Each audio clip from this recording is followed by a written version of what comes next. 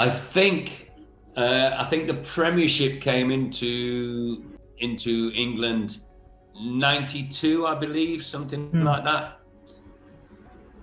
And it went from being a fantastic job that was well paid to a fantastic job that was unbelievably paid. The finances in the game changed completely. So whereas before a player may have gone to Italy or to Germany or France for financial gain for 3 or 4 years, they didn't have to do that anymore. They could stay in England. They were really well paid, and it was a very attractive place to play. I think now young players are going to the likes of Germany and Belgium and Holland to get into the first teams quicker. So they don't have to wait until they're 22, 23 to get into a team in the Premiership. They can go away and play for a Bundesliga 1 team at 18, 19. So they're more experienced at an earlier age. And I think it's very beneficial, I must admit. You cannot beat playing in a first team, in a pressurised situation, in front of thousands of people, well, not at the moment, but in front of thousands of people. That's how you learn. That is the greatest classroom you can have. The VAR Show. The one place for your weekly football update.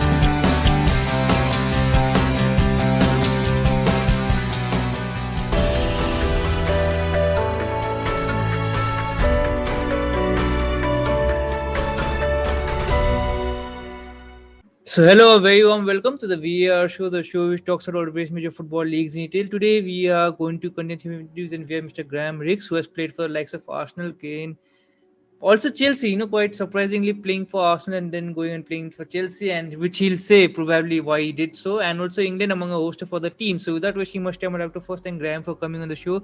Thank you and welcome to the show, and I'd like to begin by asking you, how are you and what are you doing these days? I'm very well. It was my birthday at the weekend. I was 63. I know I don't look it.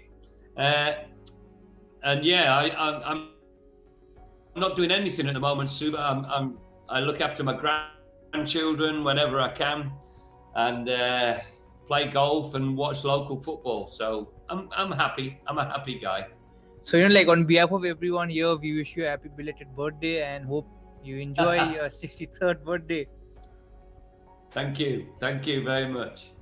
So I just wanted to ask, since you just celebrated your birthday, and I hear a lot of ex-pros saying, use your career well and probably don't because in the blink of an eye it just goes out. Do you think it happens such a way? Yeah, I think like most kids all over the world, when I was growing up, I just dreamt of being a footballer. That's all I wanted to do, play football. I wasn't bothered who I played for. I just wanted to play football every day. And I think I count myself very to a good level for obviously one of the greatest clubs in the world. And at the time, you think it's never going to end. But as you just said, in the blink of an eye, you're suddenly 35, 36. The old legs don't work like they used to, and it's time to move on. So, if there's, I don't know if any young aspiring footballers are listening or watching, but enjoy every single training session. Enjoy every single match, because it goes very, very quickly. It really does. Of course, and yeah, definitely. And I wanted to ask you, you've had, you said, you mentioned how you played for a huge club and quite a huge amount of clubs. How do you look back at your playing career? As regards from a personal point of view? Yeah, personal. Yeah, well, I was actually I lived in the north of England, in South Yorkshire, And I just lived in a small pit village, and like every other kid in the village, I played football every time. Get home from school, out with the ball. Saturday and Sunday, just played all day. And I was fortunate enough to be not bad. So at the age of about 12, I was spotted and asked to go down to Arsenal Football Club in London. And that was a big step to be going down every school holiday, half term, Christmas, summer, and just spend some time down there. It was a big step, because I'm talking about very early 1970s. So it was a long time ago. But and then I was fortunate enough to be asked to join them when I left school at 16. Which I did. And you know, like every other boy who joins a football club at that age, you dream of progressing into the first team, etc., and playing in front of people. And yeah, I worked very hard, and I was fortunate enough to make the breakthrough when I was 19. But it was tough. You know, my family, we didn't have my family in Yorkshire, we didn't have a telephone in those days. So communicating with my family was difficult. Things we take for granted these days, we just didn't have in those days. But I was determined nothing was going to get in my way of fulfilling my dream. So when it happened, wow, yeah. And like you played for George Graham at Arsenal, and like there's a distinctive, like maybe a mark even, like Arsenal before during George Graham and during Wenger. Like I think there's a very distinctive mark how it maybe went about with Wenger bringing his own philosophies, like maybe diet and everything. How was it like playing for George Graham? And probably you encountered or you came across with Arsenal players during the Wenger era. How was it like? How different was it? Well, actually, when I first started playing, when I signed for Arsenal, the manager was Bertie Mee. And although I never actually played for the first team with Bertie Mee, he knew of me and encouraged me greatly. And the manager really who I played under most was Terry Neal. Terry Neal joined the late 70s, 76, I believe. And I played most of my football under Terry Neal and Don Howe, and George Graham came in the last 2 years I was at the club. And to be honest, I was struggling a little bit with an Achilles tendon injury at the time. So although George quite liked me as a footballer, I was struggling with my fitness. So over 2 seasons under George, I only played maybe 30 games, 25 games. Well, that's not enough. So he released me. And I know he went on to have great success at Arsenal. But when I left Arsenal, this is how it works. I went to Cannes in France, and my big friend Glenn Hoddle was playing for Monaco in France. And Arsene Wenger was the manager of Monaco. So Glenn and myself would have conversations about him, and he said, Rico, he's way ahead. He's changed my thinking of the game and how you have to look after yourself and what you eat and the stretching all the time that you do just to prolong your career. And I thought, wow, you know, for Glenn to say something like that, he'd been at a top club at Tottenham. And then obviously when Arsene came over to Arsenal, nobody really knew him, but I'd seen what he'd done at Monaco and the effect he'd had there. And I thought he was sensational. You know, when I see what he did with players like Martin Keown, like Tony Adams, like Lee Dixon, who I speak to on a regular basis, you know, he changed their outlook on the game, on their fitness levels, what they could achieve. and he definitely added some very valuable years to their careers. So he's been fantastic for Arsenal Football Club, I think. I really do. So did you ever want to play under him? Like, did you look back and okay, I wish I would have played under him? I'm quite fortunate, Suba, where if ever I go to Arsenal, the Emirates, I get well looked after. Me and my wife often go to watch a game. And one time, Arsene Wenger was there. He always popped in. He was manager, but he popped into the directors before the game. And he saw me, and I had a conversation with him because I know him, and I had a conversation. And I said, Arsene, the boys are playing some fantastic football. They really are. It was the Bergkamp era and Vieira, etc. And he said, Graham, if you were young enough, you would play in my team. And that's one of the biggest pats on the back I could ask for. You know what I mean? Because it blew me away a little bit, that, I must admit. And I wanted to ask, you mentioned how Glenn Hoddle was at Monaco, and at that time, at that era, you had a lot of English players going abroad. At least people from England and maybe the neighboring countries going abroad into Europe, and which in between, I think from 2000 onwards, maybe till 2010, it was not a common sight for people to go abroad, maybe to try their hand. Why do you think so? And again, now it has come back to fashion. You have Germany, which is being a stepping stone for many young English talents going there. Why do you think in between players were hesitant to go abroad? I think the Premiership came into England 92, I believe, something like that. And it went from being a fantastic job that was well paid to a fantastic job that was unbelievably paid. The finances in the game changed completely. So whereas before a player may have gone to Italy or to Germany or France for financial gain for 3 or 4 years, they didn't have to do that anymore. They could stay in England. They were really well paid, and it was a very attractive place to play. I think now young players are going to the likes of Germany and Belgium and Holland to get into the first teams quicker.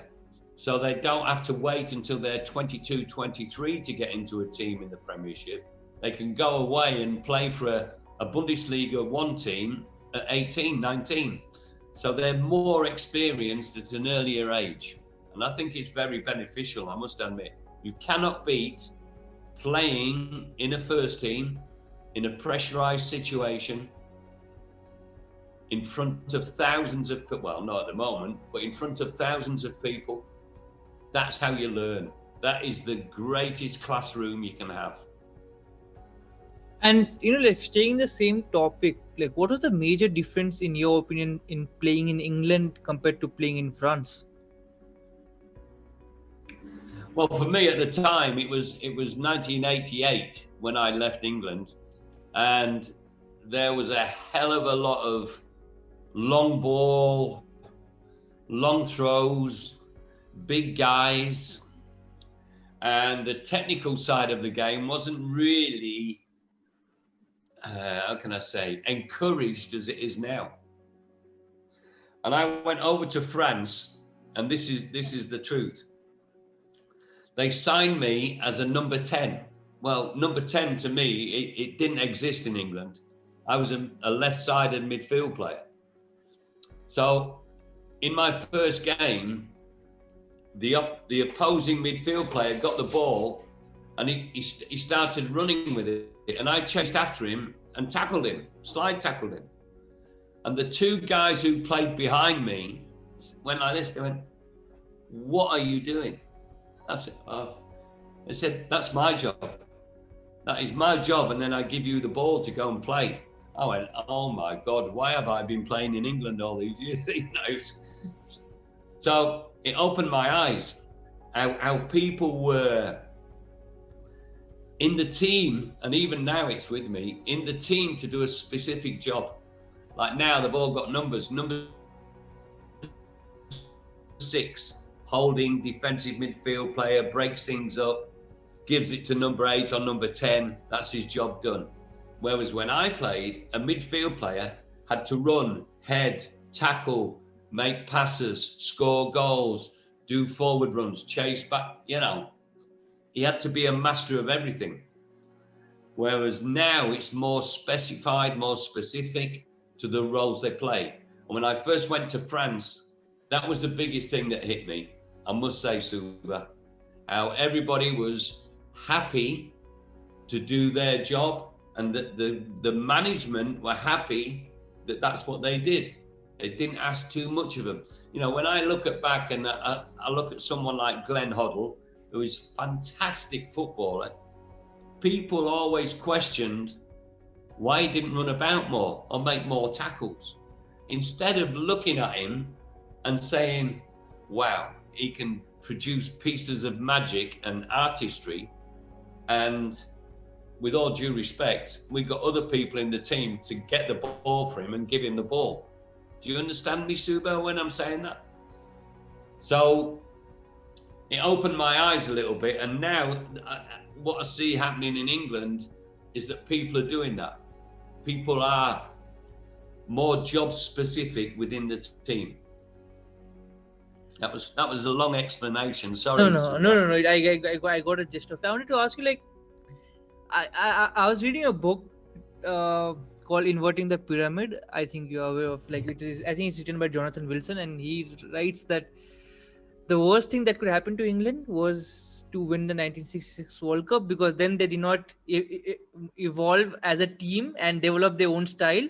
And like you mentioned, like how England was in the English league was behind France back then when you went. And generally I hear people saying like how game has evolved over the last 10 years, like the former pros. I think they're only speaking the game evolving in England. I think you have to remember that during the 80s, certainly in late 70s, English teams dominated European competitions. So whatever style they were playing, it was winning things and was hugely successful. Maybe not the English national team, but certainly English Football League teams they're ruling Europe. They really were. And I think that maybe blurred our ability to improve. Do you understand, Suba, when I say that? I think we thought we've got this magic formula. We play 4-4-2, we have 2 strikers, we each go, Well, if you stand still, you're not making progress. And I think we became, if you like, a little bit lazy in our approach to it, thinking we knew all the answers. And the game has evolved now. And to be fair, I think the English game has evolved. I now see the national team playing, and they've got some really great, exciting youngsters.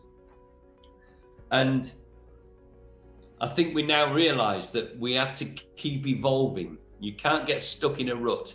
Whether it's 4-3-3, whether it's 3-5-2, whatever system, it doesn't matter.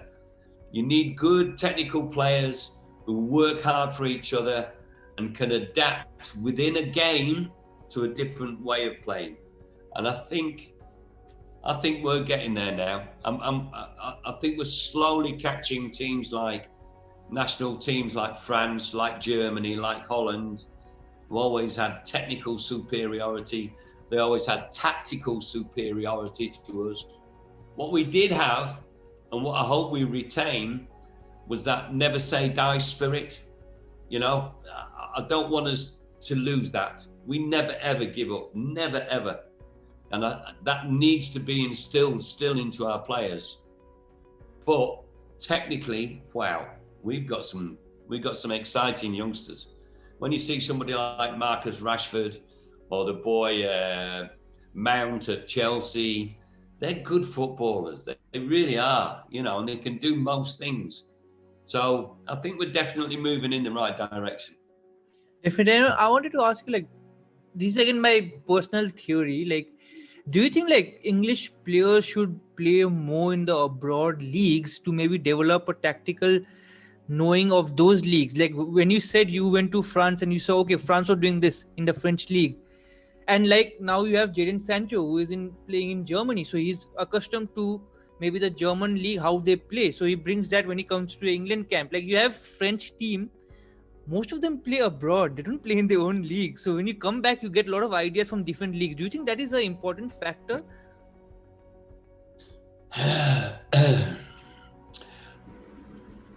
I think at the moment, if you ask just about any player in the world, which league would you like to play in? I think they would say the Premiership.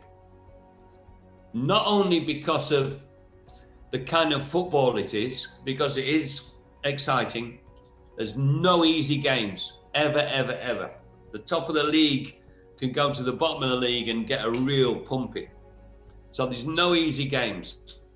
I think the atmosphere within the stadiums is fantastic. And as I mentioned earlier, the financial rewards for the players are fantastic. So if I was a footballer playing with all that going for me, and I think tactically they're making big strides now. But it's the outside influence, the coaches, the foreign coaches, the foreign players.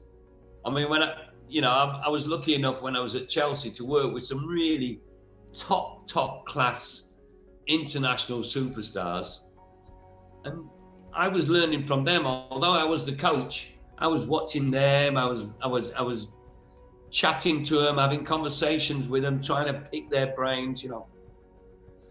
And I think England now, the English Premiership, is probably the place to play. But I understand what you're saying. But if you're a young kid at Man City like Phil Foden, not only is he playing with super players, fantastic footballers, but he's got a really clever, intelligent coach who's going to give him little gems that are going to make the difference to Phil Foden.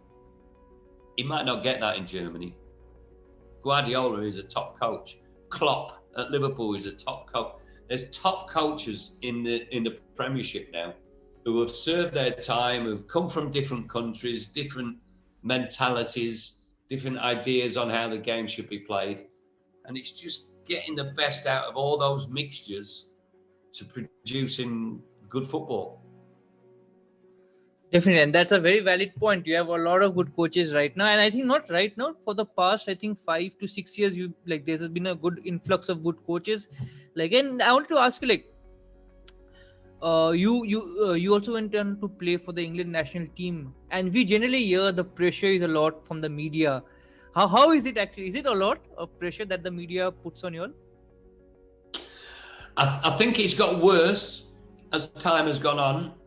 Obviously, I played 1980 to 85, which was a hell of a long time. You probably weren't even born, Subha.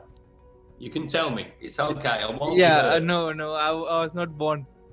Oh my God. Yeah, so there was pressure on you, but it wasn't the same as it is now. I mean, I actually feel a little bit sorry for the young players of today. I don't think they have any lives. I know they earn fantastic money and have super lifestyles, but their life, day-to-day life, they haven't got one. Because everybody knows them because of the media following the football. There's people with cameras shoving it in their faces if they're in the supermarket. They can't go anywhere. They can't shop. They can't go into a restaurant for something to eat. It's a real invasion of their privacy. And it goes with the territory. They have to put up with that. And that's why they get so well paid. But when I played, whilst you're on the pitch and whilst you were joined up with the England squad, in the camp, yes, there was media there was press there, but as soon as I left and I went home, there was nothing. There was no social media.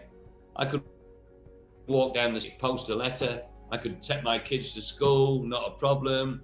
I could go down the pub and have a couple of beers. Nobody read about it. Now it's totally different. And I think for me, that would be the hardest part of being a footballer today. So many things have improved. The pitches, oh my God, they're immaculate. They're beautiful now. The footballs, I've played with those, but I could kick one of them at 80 meters, no problem, right? Everything about it, the refereeing is better. It's more protected for the players. But the social side of it, I think, is a really high price to pay for any footballer today. Of course, and you also went on to play once for Chelsea. How did that happen? After captaining maybe Arsenal and everything. Yeah. Well, I was reaching the end of my career. I was 35 years of age, and I'd just finished playing for 1 year in Scotland for Dundee. And I was I didn't know what I was going to do. And I was away for a weekend with my mum and dad, my mother and father, and I got a call to speak to Glenn Hoddle. Now, Glenn Hoddle, like I said, was, despite him playing for Tottenham, we were really big friends, big mates, great mates, and still are. And he had just left Swindon and gone to Chelsea as manager. And he phoned me up and he says, Rico, I'm going to Chelsea as manager. I said, wow. That was a sleeping giant, Chelsea, and wow. He said, and I want you to be my youth team coach. I said, oh, okay. So that's what I did. His first year there, the first team got into the cup final and got hammered by Manchester United 4-0. But because United had won the league, Chelsea went into the Cup Winners' Cup. So the following season, I'm now 37, the following season, they're playing in the Cup Winners' Cup. And there was a foreigners rule where people born outside of England, so a Scotsman counted as a foreigner. A Welshman counted as a foreigner. Well, we had a Russian goalkeeper, a Norwegian centre-half, a Danish centre-half, a Scottish fullback, a Scottish centre-forward. All of a sudden, Glenn said to me, Graham, I'm going to have to put you in the European squad because I literally haven't got enough players. I said, okay. So that's how it came about. It's not because I was playing unbelievably well. It's because he had nobody else to play. So I played in Europe for Chelsea. So did you get a lot of sticks from maybe Arsenal fans? No, not really. They were just laughing. They're probably saying, it's good that Chelsea is signing an old 38-year-old Arsenal player, to play. So yeah, so you then also went into management. Was some management always an option? Like for you, did you always think of it? Like post-ship? I wanted to coach, yes. I always took an interest in what the coaches were saying, and I always listened intently, and I'd ask them questions. So I always had an interest, but because I'd never done anything, I didn't really know how to approach it. So when Glenn said to me, I want you to be my youth team coach, the youth team coach is a massive job. It's such an influential time in those kids' lives, 16, 15 to 18, it's massive. And so I thought, well, I'm just going to do every session, more or less, that I did and that I've enjoyed and I thought was beneficial. So I didn't look in any coaching manuals or anything like that. I just spoke how I'd spoken all my life, about making angles, about where you control the ball, how you control it, you know, just like that. And then every time we played as a youth team, I'll give you an example, the sort of influence I would have on a player. You may remember him, a lad called Michael Dewberry. Can you remember Michael Dewberry? Played for Chelsea. Yeah, I think so. Like vaguely, not. I don't remember like clearly, but yeah. Yeah. Hullett's time, he was in the team. He was big and strong. Well, anyway, he was in my youth team when I was youth team manager. And I looked through his record, his disciplinary record for the season before, and he had 74 disciplinary points. So he got 3 points for a foul, 5 points for a sending up. He had 74. So I looked at him and I said, Michael, he's only 18. I said, you're 6'2". You're the quickest at the club. You're the strongest at the club. I'm telling you now, if you make a tackle during a game, I'm going to bring you off. I'm going to substitute you. And he looked at me and said, yeah, but that's my job. I'm centre half. I'm supposed to. I went, no. You're a footballer. Say to people, knock the ball past me and let's have a race, because I know you're going to get there. And then once you get there, back to the keeper, start again, job done. No need to. That year, that season, he got 4 disciplinary points just by changing his attitude and his mentality a little bit, knowing what he had, strength, pace, power, and enough intelligence to take on board what I told him. So there's more than one way to skin a rabbit, you know? And like you said, like you did what you were accustomed with, and maybe what you went through your career, whatever you learned, you picked up, you used that. But these days, coaching has evolved. Maybe like even minute things, something as like you have a throw-in coach. Like, what do you think? Like, is it like football is heading towards more data analytics and missing out maybe the human part of the game in the long run? Obviously, things like statistics, they worry me slightly. I do worry the way the game is going. I'll be honest with you. Stats can only say so much. I could play now in a 5-a-side with veterans, and my passing stats would be 100% without any problem. But out of that 100%, what percentage was the right pass to make? So stats can cover things, you know, Suba. I see people, the ball comes into them and there's space behind them and they don't turn and face the way they want to go. Their first thought and first touch is back towards their goal and safety, and then they pass it back to the centre half. Well, mate, we can all do that. We can all do that.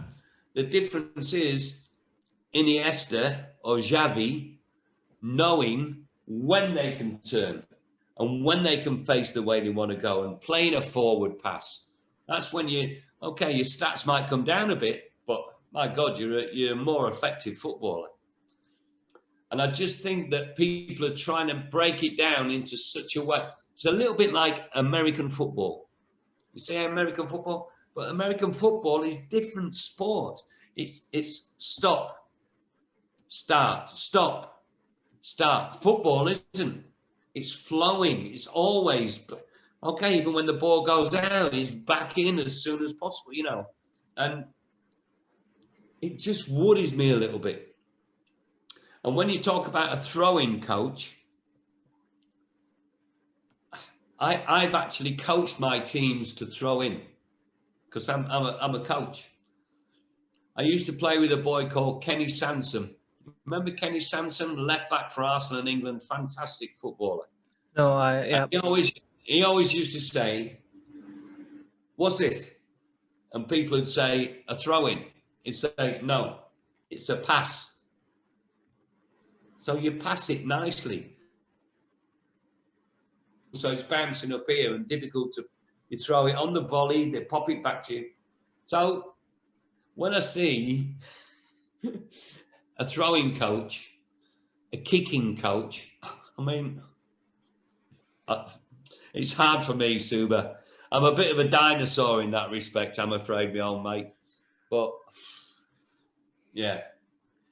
So of course, and you like I'll ask of your former teams, and you have like Arteta at Arsenal. What do you think of him? Like, do you think he'll be able to reach the heights that is expected of him? I think he's good. I think he's good. He's obviously unproven as a manager. So there's a certain amount of pressure on him. I think he's already made a difference. He's got them working really hard, trying to get the ball back. There's no magic formula about football. There really isn't. I think even, I don't know if you've been lucky enough to interview Pep Guardiola, but he'd tell you the same. It's about players being able to control it and pass it and run and getting the ball. It's all about mentality. All the terminology that goes with it: high press, low block, high block. But mate, when you've got the ball, you run into space to make an angle to get the ball. Obviously, there's loads of coaching points to go into that. How you pass it, which part of your foot, blah, blah, blah. But the basics are the same. And it's the same when you're trying to get the ball back. If you haven't got that mentality in your head to go and get the ball back, you're not going to get it. So they can dress it up how they want. But it's really a simple game. With the ball, you try to score.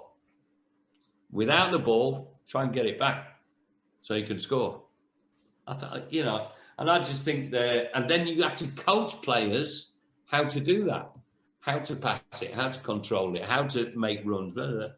But to break every single aspect down, wow. You've got to start somewhere, Suba. So, in your opinion, why do you think that people complicate football and maybe have all this stuff when you don't need it? They obviously think they need it. I'm not saying, the video analysis for a player, it would be great. It didn't happen in my day, but it would be great to say to a player, look, the 3 times there during the game you got the ball, what was in your head? And he'd say, I wanted to keep possession. And that's why my first touch was backwards. So it's altering the mentality, the mindset of the boy and saying, no, if you're aware of what's behind you, you can turn and be more progressive in your play. And if you've got it on a DVD or whatever, and you can show him, fantastic. That is a useful tool. But everything else that goes into it, I know it's minute details, I get that. But there's millions of football players all over the world, and there's probably 0.05% who play at this top elite level who that little minute detail is going to make a difference for. The rest of them, it's not going to make a difference because they're not at that level. So I don't know. I'm just getting worried that the game is being taken away from the game. Do you know what I mean when I say that, Suba? It's a game. I mean, now, instead of kids playing 2v2 with 2 jumpers down on the pitch for goals, and if it went over the jumper, they'd be asking for VAR to have a look at it. You get me? And I just want it to be a game. It is a game. It's a sport, and I know it's a big business. I understand that. But don't overcomplicate it. Too much information. Play. Sorry, Suba. I'm on my soapbox. No. But don't you think that is what complicating stuff helps sell the Premier League all over the world? Probably, yeah. It's driven by image rights, by TV rights, by advertising. I understand that. I understand that. And it used to be the same game all over the world, but now it isn't. In the Premiership, there's VAR. In the Championship, there is no VAR. And yet, for a club who had a goal disallowed that stopped them getting out of the Championship into the Premiership, that is one of the most expensive mistakes ever made. So it has to be a level playing field. For the team playing in the third qualifying round of the FA Cup, and then the next round they've got a chance of a home tie against Portsmouth, it's important, that game. It's just as important for that club as it is for a Manchester United or a Liverpool or an Arsenal. At a different level, but just as important. But it's no longer a level playing field. The rich are getting richer, and the others are just, it worries me slightly. Of course. So we are coming to the end, and I'll ask you like final two questions. And the first of the two is, if you had to give a piece of advice to a young player starting out, what advice would you give that player? That's a great question. That is a great question. Now, really, I should be saying, make sure you have a good education just in case football doesn't turn out. But I'm going to take it for granted that they're going to do that anyway, okay? So I'm going to try and advise them on the football side of things. And it's really quite simple. Work hard.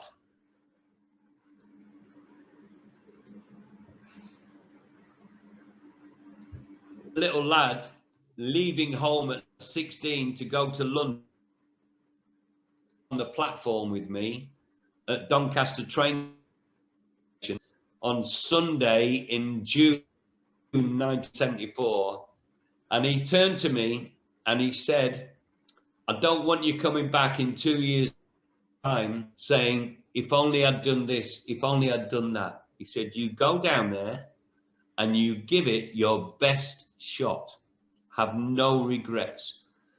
And that is, for me, is good advice. Don't be 18, 19, 20 and saying, I could have been a footballer. No. If you've got an opportunity to be a footballer, don't let anything else get in your way. Not money, not agents, not girls, not alcohol, not drugs, not fast cars. Don't let 100% football. And I think you will be very surprised the rewards that come your way if you have that attitude. How was that, Suba? Was that good? Yeah, it was quite good. So we'll we'll wrap it up with one final question. And you would have played with and for and against a lot of great managers, but if you had to choose one manager which had the most influence in you as a player, who would that be? Wow. I think I'd have to say, not necessarily as a manager, he managed me for a little time, but it would be Don Howe. Don Howe came to Arsenal when I was 19, and he was there nearly all my career. And as a coach, not only his knowledge, but the biggest thing that hit me was his honesty. He was really honest with the players at all times, honest. But his enthusiasm, when he spoke about the game or when he spoke about a situation, he took you there. He took you there. You weren't on a training pitch on a windy Wednesday morning. You were at Wembley Stadium in a cup final. That's how he got into your head and made you want to get better. And he was a major influence, Don. And not only as a footballer, but as a fella as well, as a man. Definitely. And on that note, Graham, thank you so much for talking to me, and I wish you all the best for your future endeavors, whichever that is, even if that is playing golf. and hope we can talk in soon. Thank you once again for coming. Take care, stay safe. Bye. Zuba, thank you very much. I've really enjoyed it. Thank you. Thank you. Player-wise, it would have to be Steven Gerrard, just because, again, before he became a journalist, he was someone I just admired massively in terms of the absolute complete footballer. I think if you were trying to make a footballer in a factory, it would be Steven Gerrard, someone who, I think JV Carragher summed it up best once when he said, Steven Gerrard's biggest strength is he doesn't have any weaknesses. The stadium. I don't see really need to do that, mainly such a big spending. But it's true that it would be a fantastic stadium. That's not bad, but you have to be careful, and mainly at this moment when we are going to face a very difficult time.